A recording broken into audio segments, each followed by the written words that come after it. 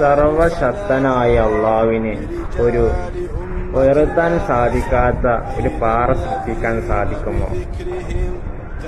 ഇത് യുക്തിവാദികൾ പലപ്പോഴും ചോദിക്കുന്ന ഒരു ചോദ്യമാണ്.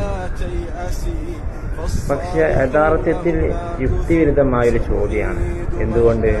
സർവശക്തന് ഉയർത്താൻ കഴിയാത്ത പാറ എന്ന വാചകം പരസ്പര വിരുദ്ധമാണ്. സൃഷ്ടാവ് എല്ലാത്തിനും കഴിയുന്നവനാണെങ്കിൽ ഉയർത്താൻ കഴിയാത്ത പാറ എന്ന യുക്തിപരമായ ഒരു വസ്തുവല്ല.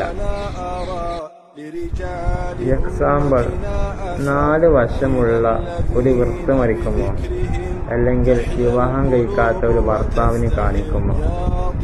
ഇവ ഒന്നും സാധ്യമല്ലാത്തത് കൊണ്ട് ശക്തിയുടെ കുറവല്ല, അത് യുക്തിവിരുദ്ധമായ ആശയങ്ങളാണ്. അതേപോലെ അതിനാൽ ഈ ചോദ്യം അള്ളാഹുവിന്റെ ശക്തിയല്ല ചോദിക്കുന്നത്, അത് യുക്തിയെയാണ് ചോദ്യം ചെയ്യുന്നത്.